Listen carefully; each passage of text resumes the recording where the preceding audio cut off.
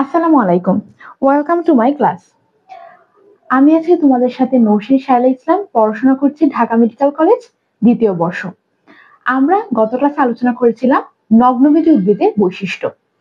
চলো আজকে নগ্নবীজ উদ্ভিদের একটা প্রকার সাইকাস সম্বন্ধে আমরা আলোচনা করব। সাইকাস উদ্ভিদ সম্বন্ধে আলোচনা করব। সাইকাস উদ্ভিদটা তোমরা গুগলে সার্চ করলে দেখতে পারবে বা বিভিন্ন বাগানেও কিন্তু পাওয়া যায়। আসলে মূলত এই অধ্যায়ে পড়াটা হচ্ছে আমার প্র্যাকটিক্যালি ফিলিংস নিয়ে পড়াশোনা করার। তুমি যত বেশি যে টপিকটাই পড়বা ওই টপিকটা যদি একটু দেখে পড়ো, প্রকৃতিতে একটু দেখো বা গুগলে সার্চ করে ছবিগুলো দেখো, তাহলে তোমাদের পড়াটা অনেক ইজি হয়। নিউমোনিক দিয়ে কোনো কিছু মনে রাখা থেকে যখন আমরা একটু প্র্যাকটিক্যালি দেখি জিনিসগুলো, তখন আমাদের জন্য সেটা ইজি হয়। সো আমরা চেষ্টা করব যে এইভাবে প্র্যাকটিক্যালি জিনিসগুলো দেখে মনে রাখার। চলো সাইকাস সম্বন্ধে আজকে কিছু পড়াশোনা করি। সাইকাস উদ্ভিদটা মেনলি কিরকম দেখতে হয়? সাইকাস উদ্ভিদটা আমরা কিন্তু সবাই নারিকেল গাছ দেখেছি বা তোমার তাল গাছ যদি দেখো, ঠিক কিছুটা সেরকম। মনে করো এটা যদি গাছটা হয়, এটা মনে করো যদি গাছ হয়, তাহলে এই যে এরকম হবে, এখান থেকে এই যে এরকম হবে পাতাগুলা। পাতাগুলা কিছুটা নারিকেল গাছের পাতার মতো এরকম এরকম ভাবে থাকে। তোমরা একটু ভালো করে বিভিন্ন বাগান বা গুগলে সার্চ করে পাবা যে সাইকাস উদ্ভিদটা দেখতে মূলত কিরকম। এখন শুনো, সাইকাসের একটা বৈশিষ্ট্য হচ্ছে পাতাগুলা সর্পিল আকারে সজ্জিত থাকে, মুকুটের মতো। সর্পিল আকারে সজ্জিত মানে দেখো, সাইকাসের পাতাগুলো একদম কাণ্ডের শীর্ষে অবস্থান করছে। কাণ্ডের শীর্ষে কিন্তু অবস্থান করছে সাইকাসের পাতাগুলা, মানে মুকুটের মতো অবস্থানকে আমরা বলতে পারি সর্পিল আকার বিন্যাস। সর্পিল আকার বিন্যাস। এখন এই সাইকাসের মধ্যে পাতা দুই রকম হয়। একটা হচ্ছে আমার পক্ষল যৌগিক পাতা, পক্ষল যৌগিক, যৌগিক যেটা হচ্ছে আমার কিরকম, যেটা আমার সবুজ বর্ণের। আর হচ্ছে আরেকটা হচ্ছে আমার স্বল্পপত্র থাকে, স্বল্পপত্র থাকে যেটা হচ্ছে আমার বাদামি বর্ণের। প্রায় এমসিকিউ একটা কোশ্চেন আসে যে স্বল্পপত্রের রং কিরকম। স্বল্পপত্রের রং হচ্ছে বাদামি রঙের। সো স্বল্পপত্র কি করে, এটা মেনলি কি করে, একটা কি বলে প্রতিরক্ষামূলক অঙ্গ হিসাবে কাজ করে স্বল্পপত্রটা। এটা আমাদের পেঁয়াজ রসুনের ক্ষেত্রে কিন্তু স্বল্পপত্র দেখা যায়। তোমরা একটু কি বলে সার্চ করলে পাবা, যে ছবি অনুযায়ী দেখতে পারবা যে স্বল্পপত্র কোথায় থাকে। সো সাইকাস উদ্ভিদের পাতাগুলো আমরা এভাবে বললাম। এখন আসলে আমরা সাইকাসের মেইন বৈশিষ্ট্য যাই।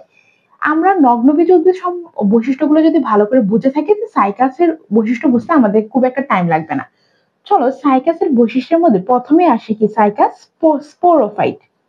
স্পোরোফাইট যেটা আমরা গত ক্লাসে আলোচনা করেছি। সাইকাস কি স্পোরোফাইট উদ্ভিদ। এদের মূল দেহকে মূল কাণ্ড পাতায় বিভক্ত, মানে একটা উন্নত শ্রেণীর উদ্ভিদের যা যা বৈশিষ্ট্য থাকে সাইকাসেরও আছে, মানে দেহটা মূল কাণ্ড পাতায় বিভক্ত। আর সাইকাস উদ্ভিদ হচ্ছে পাম জাতীয়, পাম জাতীয়। এখন সাইকাস উদ্ভিদকে পাম জাতীয় কেন বলা হয়? সাইকাস উদ্ভিদের পাতাগুলা পাম গাছের পাতার মতো দেখতে, বিধায় এদের পাম বলা হয়, পাম জাতীয় বলা হয়। আবার সাইকাস উদ্ভিদকে ফার্ন উদ্ভিদের সাথেও তুলনা করা যায়, যে সাইকাস উদ্ভিদের কিছু মিল আমরা ফার্নের সাথে সদৃশ পাই, ফার্নের মতো হয়। এখন সাইকাসকে ফার্নের মতো কেন দেখা যায়? তো একটা কথা বলে রাখি, পাম আর ফার্ন এই যে দুই উদ্ভিদের সাথে মিল থাকার কারণে আমরা পাম ফার্নও বলে থাকি। সাইকাসকে আমরা অনেক সময় পাম ফার্নও বলে থাকি। এখন আসো ফার্ন উদ্ভিদের সাথে তার কি কি সাদৃশ্য আছে আমরা দেখি। ফার্ন উদ্ভিদের মতো সাইকাস কি স্পোরোফাইট, মানে দুটো উদ্ভিদই আমার স্পোরোফাইট। স্পোরোফাইট উদ্ভিদ হচ্ছে আমার ফার্ন উদ্ভিদ আর সাইকাস উদ্ভিদ দুইটাই। এদের দেহ মূল কাণ্ড পাতায় ভাগ করা। তারপরে কি, পাতা কি পক্ষল যৌগিক, পাতা পক্ষল যৌগিক, পক্ষল যৌগিক পাতা। আমরা আরেকটা বৈশিষ্ট্য পেলাম। আরেকটা হচ্ছে কচি পাতা কুণ্ডলিত অবস্থায় থাকে, মানে কচি পাতা এরকম দেখবা কুণ্ডলিত অবস্থায়, এরকম পেঁচানো পেঁচানো অবস্থায় থাকে। কচি পাতা কুণ্ডলিত, কুণ্ডলিত অবস্থায় থাকে। এখন দেখো কচি পাতা কুণ্ডলিত অবস্থায় একে বলা হচ্ছে সার্সিনেট ভার্নেশন বলে এটাকে, সার্সিনেট ভার্নেশন, সার্সিনেট ভার্নেশন। এখন দেখো আরো কিছু মিল আছে এখানে, কি শুক্রাণু বহু ফ্লাজেলা যুক্ত। আমরা কি দেখেছিলাম নগ্নবীজ উদ্ভিদের বৈশিষ্ট্য কি ছিল? শুক্রাণু ফ্লাজেলা যুক্ত। সাইকাস উদ্ভিদের শুক্রাণু কি ফ্লাজেলা যুক্ত হবে? ফার্নের উদ্ভিদের শুক্রাণু ফ্লাজেলা যুক্ত, শুক্রাণু বহু ফ্লাজেলা যুক্ত। আরেকটা খুব ইম্পর্টেন্ট বৈশিষ্ট্য আছে, উভয় জীবনচক্রে অসম আকৃতির যৌনক্রম বিদ্যমান, মানে কি আমার হেটারোমরফিক যৌনক্রম বিদ্যমান, হেটারোমরফিক যৌনক্রম। কি পেলাম আমি? হেটারোমরফিক যৌনক্রম পেলাম। আমি গত ক্লাসে আলোচনা করেছিলাম যে হেটারোমরফিক যৌনক্রমটা আসলে কি, সেখানে গ্যামেটোফাইট আর স্পোরোফাইট দুটা কি একদম আকার, তাদের মানে স্থায়িত্বটা সবটাই একদম ভিন্ন হবে একে অপর থেকে, এই জন্য একে হেটারোমরফিক যৌনক্রম বলে। সো আমাদের খ নাম্বারে প্রায়শ একটা কোয়েশ্চেন দেখা যায় যে সাইকাসকে কেন ফার্নের সাথে সদৃশ্য বলা যাবে, সাইকাসকে কেন পাম ফার্ন বলা হয়। সো আমরা এভাবে বলবো যে পাম উদ্ভিদের সাথে সাইকাসের পাতার মিল, আর ফার্নের সাথে কি কি মিল আছে, স্পোরোফাইটিক উদ্ভিদ, পাতা পক্ষল যৌগিক, কচি পাতা কুণ্ডলিত সার্সিনেট ভার্নেশন পাওয়া যায়, শুক্রাণু বহু ফ্লাজেলা যুক্ত, আর তাদের দিয়ে হেটারোমরফিক যৌনক্রম বিদ্যমান, মানে হচ্ছে অসম আকৃতির যৌনক্রম বিদ্যমান। এইভাবে শেষ হলো আমাদের সাইকাসকে কেন ফার্নের সাথে আর পাম উদ্ভিদের সাথে তুলনা করা হয়। এখন আসো সাইকাসের আমরা আরো কিছু বৈশিষ্ট্য শিখি। সাইকাসের আরো অনেকগুলো ইম্পর্টেন্ট বৈশিষ্ট্য আছে। এটা কি, পাতায় ট্রান্সফিউশন টিস্যু বিদ্যমান, ট্রান্সফিউশন টিস্যু, ট্রান্সফিউশন, এটা খুব ইম্পর্টেন্ট। আসলে টপিক গুলো তুমি একটু বুঝে পড়ার চেষ্টা করবা। ট্রান্সফিউশন টিস্যু মানে কি? ট্রান্সফিউশন টিস্যু কিন্তু কি করে, সাইকাস উদ্ভিদের মধ্যে একটা মানে এটা কি পার্শ্বীয় পরিবহনে হেল্প করে, এটা কি পাতায় থাকে, পার্শ্বীয় পরিবহনে আমার এটা হেল্প করে, পার্শ্বীয় পরিবহন করে। এখন দেখো এই মানে এটা কি প্রয়োজন ছিল, আমি যদি একটা পাতা অঙ্কন করি, তোমরা একটু খেয়াল করো, মনে করো সাইকাস উদ্ভিদ, এই যে এটাকে বলা হচ্ছে আমার মধ্যাক্ষ বা প্রধান অক্ষ, যেখানে বরাবর মনে করো এরকম পাতাগুলো থাকে, এই যে এরকম পাতাগুলো থাকে। তারপর এই দেখো এটা কি প্রধান শিরা, এগুলা কি, এটাকে বলা আমার প্রধান শিরা, যেটা একদম পাতা মাঝ বরাবর দিয়ে গেছে। তারপর এরকম কিন্তু আরো এখান থেকে কতগুলো শিরা, তারপর হচ্ছে উপশিরা এরকম বের হয়। কিন্তু সাইকাস উদ্ভিদের ক্ষেত্রে কি হয়, সাইকাস উদ্ভিদের ক্ষেত্রে আমার এই যে প্রধান শিরা থাকে, কিন্তু তার উপশিরা বা মধ্যশিরা এগুলা থাকে না। তো শুধুমাত্র প্রধান শিরা থাকলে কি পাতার অন্যান্য অংশে আমার খাদ্য বা পানি পৌঁছাবে কি করে, মানে প্রয়োজনীয় খনিজ দ্রবণগুলো কিভাবে পৌঁছাবে, এই প্রয়োজনীয় খনিজ দ্রবণগুলো মানে পার্শ্বীয় পরিবহনে হেল্প করতে আমার কাজে লাগে হচ্ছে এই ট্রান্সফিউশন টিস্যু। এইভাবে ট্রান্সফিউশন টিস্যু আমাদের হেল্প করে। সো ট্রান্সফিউশন টিস্যু কি, এটাও কিন্তু আমাদের সংজ্ঞায় আসে। সো আমরা কি বলবো, ট্রান্সফিউশন টিস্যু হচ্ছে পত্রকের পেলিসেড প্যারেনকাইমা আর স্পঞ্জি প্যারেনকাইমার মাঝখানে বর্ণহীন লম্বা কোষসমূহকে আমরা ট্রান্সফিউশন টিস্যু বলি। মনে করো একটা পাতা যদি আঁকি, পাতার মধ্যে পাতার মেসোফিল টিস্যু থাকে, এই পাতার মেসোফিল, মেসোফিল টিস্যুর মধ্যে দুই ধরনের কোষ পাওয়া যায়, একটা হচ্ছে আমার পেলিসেড প্যারেনকাইমা, পেলিসেড প্যারেনকাইমা, একটা হচ্ছে পেলিসেড প্যারেনকাইমা, আর আরেকটা হচ্ছে আমার স্পঞ্জি প্যারেনকাইমা।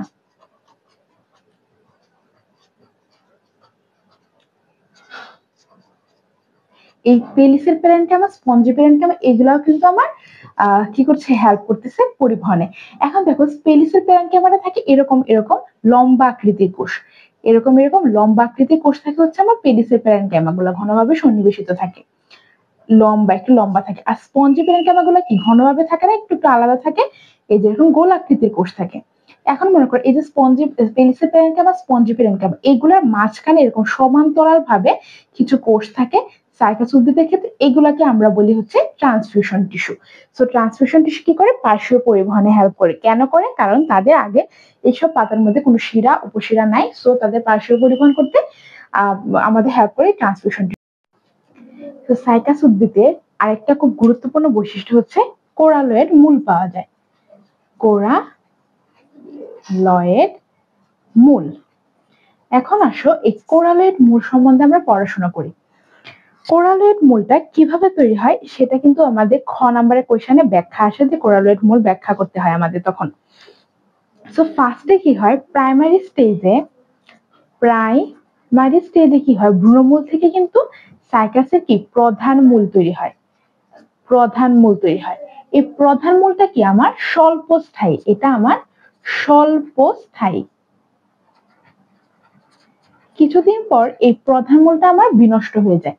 সো প্রধান মূল যদি বিনষ্ট হয়ে যায় তখন আমার তৈরি হয় অস্থানিক মূল। এখন আসো অস্থানিক মূল মানে কি? অস্থানিক মূল মানে হচ্ছে প্রধান মূল বা ভ্রূণমূল ব্যতীত উদ্ভিদের দেহের অন্য কোনো অংশ থেকে যদি মূল তৈরি হয় তাহলে আমরা তাকে বলি হচ্ছে অস্থানিক মূল। এখন আসো এই অস্থানিক মূলটা তারপরে কি করে ভূমির বরাবর বৃদ্ধি পেতে থাকে মাটির নিচে, অথবা কি হয়, অথবা সে মাটির উপরে বৃদ্ধি পায়। মাটির উপরে যদি সে বৃদ্ধি পায় তখন কি সে কি তৈরি করে, দ্যাঘ্র শাখা বিশিষ্ট মূল তৈরি করে। এখন আসো এই যে দ্যাঘ্র শাখা বিশিষ্ট মূল তৈরি করছে, এই দ্যাঘ্র শাখা বিশিষ্ট মূল, এই দ্যাঘ্র শাখা বিশিষ্ট মূলগুলা কি হয়, কিছুদিন পর ব্যাকটেরিয়া দ্বারা আক্রান্ত হয়। ব্যাকটেরিয়া আক্রান্ত, ব্যাকটেরিয়া দ্বারা আক্রান্ত হয়। এই ব্যাকটেরিয়ার পাশাপাশি কিছু পরিমাণে সায়ানোব্যাকটেরিয়া কি করে, এই মূলগুলোকে আক্রান্ত করে। সায়ানোব্যাকটেরিয়া, সায়ানোব্যাকটেরিয়া কি? সায়ানোব্যাকটেরিয়া হচ্ছে এক ধরনের এককোষী শৈবাল। কোন কোন সায়ানোব্যাকটেরিয়া করে, এইগুলা কিন্তু এমসিকিউর জন্য খুব ইম্পর্টেন্ট। নস্টক এন্ড অ্যানাভাইনা, অ্যানাভাইনা, নস্টক আর অ্যানাভাইনা নামক ছত্রাক কি শৈবাল কি করে, এককোষী শৈবাল বা সায়ানোব্যাকটেরিয়া ব্যাকটেরিয়ার পাশাপাশি এই মূলকে আক্রান্ত করে। তখন কি হয়, মূলের আকৃতি কিছুটা বিকৃত হয়ে যায়। বিকৃত হয়ে কিসের মতো আকৃতি ধারণ করে, প্রবালের মতো, প্রবাল বা কোরালের মতো। প্রবাল বা কোরাল কি হয়, প্রবাল বা কোরালের মতো। তখন মূলটা কিরকম হয় একটু যদি দেখো, এই মনে করে এরকম এরকম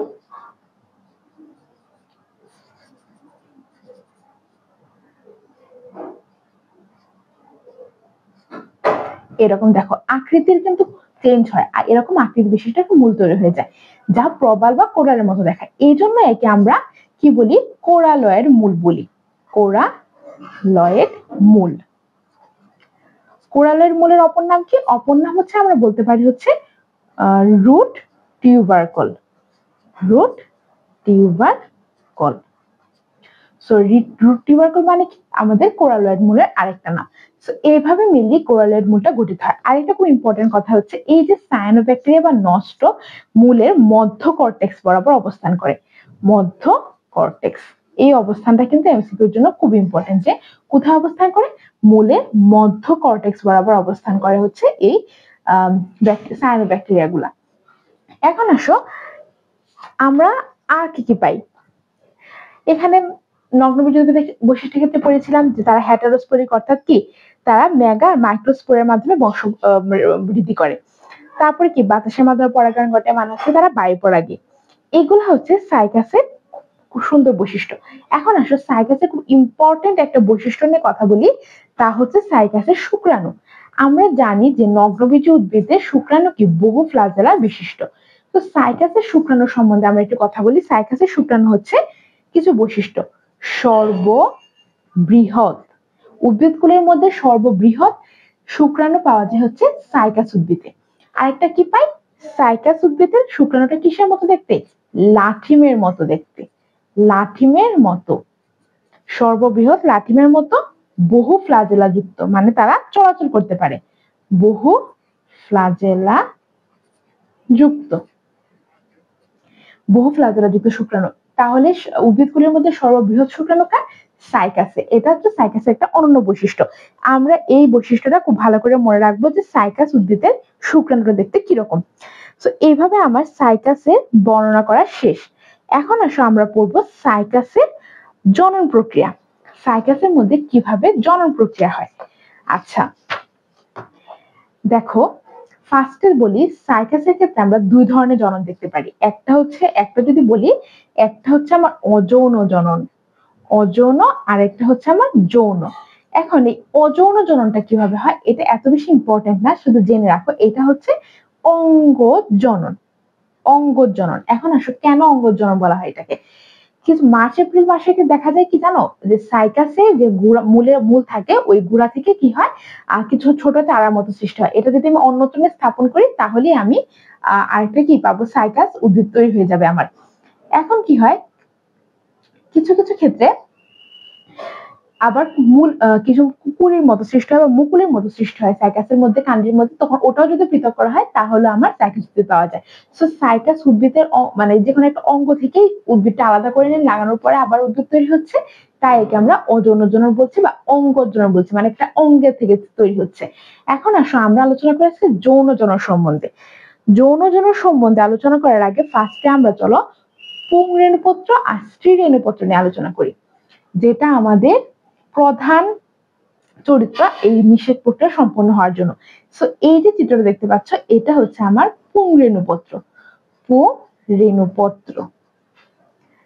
পুংরেণুপত্র। এখন আসো এই, আচ্ছা আরেকটা খুব ইম্পর্টেন্ট কথা হচ্ছে, সাইকাস কিন্তু ভিন্নবাসী, অর্থাৎ সাইকাসের বডিতে তার যে মানে হচ্ছে পুংরেণু আর স্ত্রীরেণু, মানে স্ত্রী উদ্ভিদ আর পুং উদ্ভিদ, তারা কিন্তু আলাদা। একই উদ্ভিদের থেকে কিন্তু দুটো উৎপন্ন হয় না, আলাদা, তারা আমার ভিন্নবাসী। এখন আসো পুংরেণুপত্র নিয়ে কিছু কথা বলি। এই যে পুংরেণুপত্রটা তোমরা দেখতে পাচ্ছ, এটা যে উপরের এই যে কোণাকৃতির অংশ, এর নাম হচ্ছে আমার অ্যাপোফাইসিস। এর নাম কি?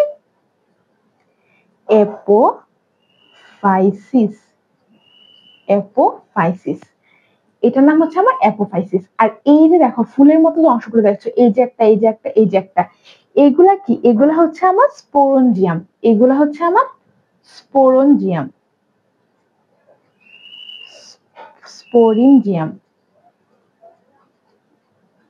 এগুলো হচ্ছে আমার স্পোরেঞ্জিয়াম। তারপরে এই দেখো 2 থেকে 5টা স্পোরেঞ্জিয়া একত্রে অবস্থান করে সোরাস। দেখো এই যে একটা স্পোরেঞ্জিয়াম, এই যে একটা স্পোরেঞ্জিয়াম, এই যে এগুলো একত্রে অবস্থান করছে, এই সবটাকে একত্রে মানে 2 থেকে 5টা একত্রে অবস্থান, তাকে বলে আমি সোরাস। তাকে বলি সোরাস। এই যে আমার পুংরেণুপত্রগুলা, এগুলা কি হয় তারপর একত্র হয়ে আমার কি তৈরি করে, একসাথে হয়ে আমার তৈরি করে মোচাকৃতি পুংস্ট্রোবিলাস। মোচাকৃতি পুংস্ট্রোবিলাসটা কিরকম হয়, এই যে এরকম কি আমার একটা মোচার মতো গঠন তৈরি করবে। তখন আমার এখানে কি পুংরেণুপত্রগুলো থাকবে, এরকম মোচা আকৃতির একটা গঠন তৈরি করবে। তোমাদের বইয়ে কিন্তু চিত্রগুলো দেওয়া আছে, বইয়ের মধ্যে আমরা সুন্দর করে চিত্রগুলো পাবো। আমি যদি তোমাদের একটু দেখাই তাহলে দেখো, এই যে এটা হচ্ছে, দেখো এই যে এটা পুরুষের কোণ, মানে সাইকাসে এই পুংস্ট্রোবিলাসকে কোণ বলা যায়। দেখো একটা কিন্তু দেখো কি সুন্দর ভাবে সজ্জিত আছে, এটা কোণের মতো গঠন তৈরি করছে। ভিতরের অংশগুলো এগুলো হচ্ছে পুংরেণুপত্র মিলে এটা তৈরি হয়েছে। এটা হচ্ছে একটা পুরুষ সাইকাস উদ্ভিদ। দেখলাই যে কিরকম হয়। এখন আসো, এই যে পুংরেণুপত্র গুলা কি একত্র হয়ে আমার এই তৈরি করলো হচ্ছে এই পুংস্ট্রোবিলাস, বা যাকে আমাদের কি বলা যায়, মোচাকৃতির একটা অংশ। এখন দেখো এই যে পুংরেণুপত্র, এগুলাকে কি বলা হয়? পুংরেণুপত্রকে কি বলেছিলাম কালকে আমি পড়েছিলাম? পুংরেণুপত্র একটা ইংলিশ নাম হচ্ছে মাইক্রোস্পোরোফিল। মাইক্রোস্পোরোফিল। স্পোরোফিল কথা মানে হচ্ছে রেণুপত্র, আর মাইক্রোস্পোরোফিলকে বলা হয় পুংরেণুপত্র। এখন দেখো কিভাবে আমার এই যে এই পুংরেণুপত্রটা থেকে আমার কিভাবে শুক্রাণু উৎপন্ন হয়, আমি সেটা একটু আলোচনা করি, শোনো। ফার্স্টে দেখো এই স্পোরঞ্জিয়াম যে দেখলাম, এই স্পোরঞ্জিয়ামের মধ্যে কি হয়, এই যে দেখো স্পোরেঞ্জিয়াম। দেখো এই স্পোরেঞ্জিয়ামের মধ্যে কি থাকে, এর ভিতরে থাকে আমার স্পোর মাতৃকোষ। এর ভিতরে থাকে আমার স্পোর মাতৃকোষ, স্পোরেঞ্জিয়ামের মধ্যে অবস্থান করে। তখন দেখো এই স্পোর মাতৃকোষ কি হয়, এই স্পোর মাতৃকোষটা আমার মিওসিস প্রক্রিয়ায় ভাগ হয়। মিওসিস প্রক্রিয়ায় ভাগ হলে কি হবে, স্পোর মাতৃকোষ থেকে যে অপত্য তৈরি হবে তা কিন্তু হ্যাপ্লয়েড কোষ সংঘ তৈরি, তা কি হবে, আমার হ্যাপ্লয়েড পুংরেণু তৈরি করে। হ্যাপ্লয়েড পুংরেণু। এই হ্যাপ্লয়েড পুংরেণু তৈরি করছে হচ্ছে এই মিওসিস প্রক্রিয়া ভাগ হওয়ার মাধ্যমে। এই পুংরেণু থেকে তারপর আমার কি তৈরি হয়, আমার বহু ফ্লাজেলা বিশিষ্ট এই শুক্রাণু তৈরি হয় হচ্ছে এই হ্যাপ্লয়েড পুংরেণু থেকে। সো আমি কি বললাম, ফার্স্টে আমরা দেখলাম স্পোরঞ্জিয়ামের ভিতরে থেকে স্পোর মাতৃকোষ, এই স্পোর মাতৃকোষ গুলা মিওসিস প্রক্রিয়ায় ভাগ হয়ে তৈরি করে হ্যাপ্লয়েড পুংরেণু। হ্যাপ্লয়েড পুংরেণু থেকে তারপরে আমার কি তৈরি হয়, শুক্রাণু তৈরি হয়। এখন আসো আমরা স্ত্রীরেণুপত্র নিয়ে কিছু কথা বলি। আগে বলি স্ত্রীরেণুপত্র কিন্তু আমি গত ক্লাসে দেখিয়েছিলাম। এই দেখো এটা হচ্ছে আমার স্ত্রীরেণুপত্র। স্ত্রী-রেণুপত্রটা কি কোনো ধরনের পুংস্ত্রবিলাস গঠন করে না, তারা কিন্তু এইভাবে ঢিলাভাবে সজ্জিত থাকে, তারা কোনো ধরনের পুন তৈরি করে না। এখন স্ত্রী-রেণুপত্রে দেখো একটা অংশ দেখো, এই যে আমার মাথার যে অংশটা, এই মাথার যে অংশটা, আবার এখানে দেখো এই যে পাতার মতো যে অংশগুলো আছে, এই যে দেখো পাতার মতো যে অংশগুলো আছে, তারপর এই সবগুলো এগুলাকে বলা হয় আমার পিনিউল। পিনিউল এগুলোকে বলে আমার পিনিউল। আর এই যে দেখো এগুলোকে বীজ মানে নিষিক্ত ডিম্বক। দেখো এগুলো ডিম্বক গুলা কিন্তু কিনারে স্ত্রী-রেণুপত্র কিনারে কিন্তু আছে, সেগুলো কি আমার নিষিক্ত হওয়ার পরে বীজে পরিণত হয়ে গেছে। এগুলো কিন্তু কোনো ফলের ভিতরে নাই, অনাবৃত অবস্থায় আছে। এখন দেখো এই যে স্ত্রী-রেণুপত্র কি কোনো স্ট্রবিলাস গঠন করে নাই। এখন দেখি আমি এখান থেকে কিভাবে আমার ডিম্বাণুটা তৈরি হচ্ছে। ফার্স্টে দেখো কিভাবে বলা যায়, এই যে আমি ডিম্বক করলাম, ডিম্বকটা দেখলাম আমি কোথায় আছে, ডিম্বকটা আমার স্ত্রী-রেণুপত্রের কিনারে অবস্থান করছে।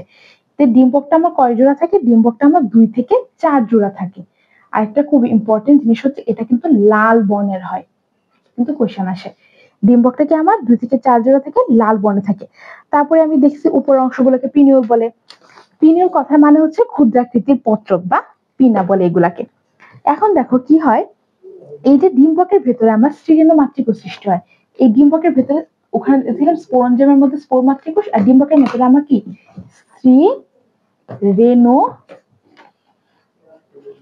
মাতৃকোষ।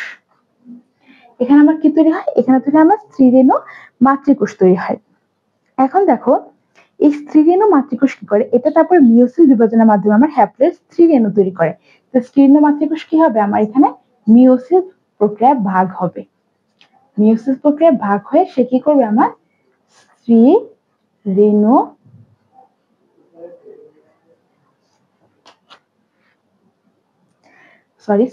স্ত্রী রেণু মাতৃকোষটা মিওসিস প্রক্রিয়া ভাগ হয়ে আমার হ্যাপ্লয়েড স্ত্রী রেণু তৈরি করবে।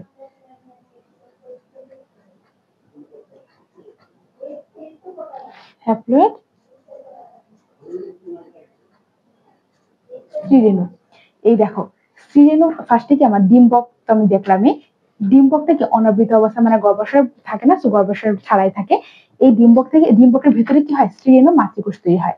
তখন স্ত্রী-রেণু মাতৃকোষ মিওসিস প্রক্রিয়ায় ভাগ হয়ে আমার হ্যাপ্লয়েড স্ত্রী-রেণু তৈরি করে। এই হ্যাপ্লয়েড স্ত্রী-রেণু কি করে, আমার আর্কিগোনিয়াম সৃষ্টি করে, যেটা আমি কালকে আলোচনা করেছি, যেটা হচ্ছে আদি বৈশিষ্ট্য সাইকাস বা নগ্নবীজী উদ্ভিদের। আর্কিগোনিয়াম আর্কিগোনিয়াম তৈরি করে। তখন এই আর্কিগোনিয়াম কি হয়, আর্কিগোনিয়ামের ভিতরে আমার ডিম্বাণু সৃষ্টি হয়।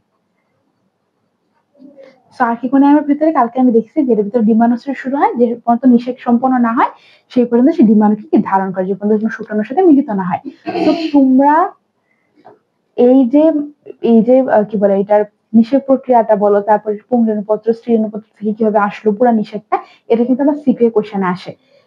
স্ট্রবেরির চিত্র দেওয়া থাকবে, কিন্তু এভাবে কিন্তু আমার বর্ণনা করতে হবে। তো আমরা কিন্তু কেয়ারফুলি এগুলোকে মনে রাখবো। তোমরা কি করতে পারো, বই যেহেতু আমার বর্ণনা করে দাও, তোমরা এভাবে ফ্লোচার্ট আকারে কিন্তু লিখতে মানে বইয়ের এক পাশে লিখে রাখতে পারো, যাতে আমরা একবার দেখি বুঝতে পারি। সো স্ত্রী-রেণুটা কি হলো, ডিম্বক থেকে স্ত্রী-রেণু মাতৃকোষ, তারপরে আমার কি মিওসিস বিভাজনের মাধ্যমে হ্যাপ্লয়েড স্ত্রী-রেণু, তারপরে আমার এই হ্যাপ্লয়েড স্ত্রী-রেণু থেকে আর্কিগোনিয়াম তৈরি হয়, আর্কিগোনিয়াম থেকে কি আমার ডিম্বাণু তৈরি হয়। এখন আসো আমি পড়ি হচ্ছে নিষেক প্রক্রিয়া।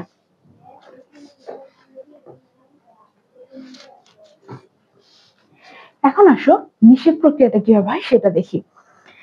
দেখো নিষেক মানে কি, নিষেক মানে হচ্ছে আমার পুংগ্যামেটাস স্ত্রীগ্যামেটের মিলন। এখন দেখো পুংরেণুটা অল টাইম কি হয়, আমরা দেখেছি যে অন্যান্য ফুলের ক্ষেত্রে পুংরেণু কি করতো, নিষেকের ফলে পুংরেণু পত্রটা মানে বায়ুবাহিত বলো বা বাহিত হয়ে পরাগায়নের ফলে কি হতো, গর্ভমুণ্ড পতিত হতো ফুলের। কিন্তু এখানে দেখো এখানে কিন্তু কোনো গর্ভমুণ্ড নেই। সো গর্ভমুণ্ড নেই, তাহলে এটা বাহিত হয়ে কোথায় হয়, আমার এই যে পুংরেণুটা কোথায় হয়, পুংরেণুটা বাহিত হয়ে আমার কি হয়, ডিম্বকের অগ্রভাগে, ডিম্বকের অগ্র প্রকোষ্ঠে, ডিম্বকের অগ্র প্রকোষ্ঠে কি পতিত হয়। তখন কি হয়, ডিম্বকের অগ্র প্রকোষ্ঠে আমরা পড়েছি গর্ভমুণ্ডে পতিত হওয়ার ফলে কি পোলেন টিউব বা পরাগনালিকা গঠিত হয়। তখন ডিম্বকের অগ্র প্রকোষ্ঠে পতিত হওয়ার ফলে আমার কি তৈরি হবে, পোলেন টিউব তৈরি হবে, পোলেন টিউব। আমরা দেখছিলাম যে হ্যাপ্লয়েড পুংরেণু থেকে আমার শুক্রাণু তৈরি হয়েছিল। এই শুক্রাণুটা আসলে কোথায় তৈরি হয়েছিল, এই পোলেন টিউবের ভিতরে যাওয়ার ফলে তখন আমার কি হয়, শুক্রাণু তৈরি হয়। সো হ্যাপ্লয়েড পুংরেণু থেকে আমার শুক্রাণু তৈরি হয় কোথায়, এই পোলেন টিউবের মধ্যে কিন্তু আমার শুক্রাণুটা তৈরি হয়। সো শুক্রাণু তৈরি হওয়ার পরে কি হচ্ছে আমার, এই যে পোলেন টিউব হতে শুক্রাণু আর হচ্ছে আমার এই যে আর্কিগোনিয়াম হতে ডিম্বাণু। দেখো একটু, এই যে আর্কিগোনিয়ামের মধ্যে কি ছিল, আর্কিগোনিয়ামের মধ্যে কি ছিল আমার ডিম্বাণু, আর এই পোলেন টিউবের ভিতরে কি আছে আমার শুক্রাণু। এই যে দুটো একসাথে মিলিত হয়ে আমার কি তৈরি করছে, এই দুটো একসাথে মিলিত হয়ে আমার কি তৈরি করছে, জাইগোট। জাইগোট তৈরি করছে। এইভাবে কিন্তু একটা অঙ্কুরিত হয়ে কি হচ্ছে, ডিম্বকটা কি আমার বীজে পরিণত হচ্ছে, আর বীজ অঙ্কুরিত হয়ে কি আমার সম্পূর্ণ একটা নতুন সাইকাস উদ্ভিদ তৈরি হচ্ছে। সো এইভাবে কিন্তু আমাদের নিষেক প্রক্রিয়াটা সম্পন্ন হয়। এটা কিন্তু আমি বারবার বলছি, সিকিউর জন্য খুব ইম্পর্টেন্ট।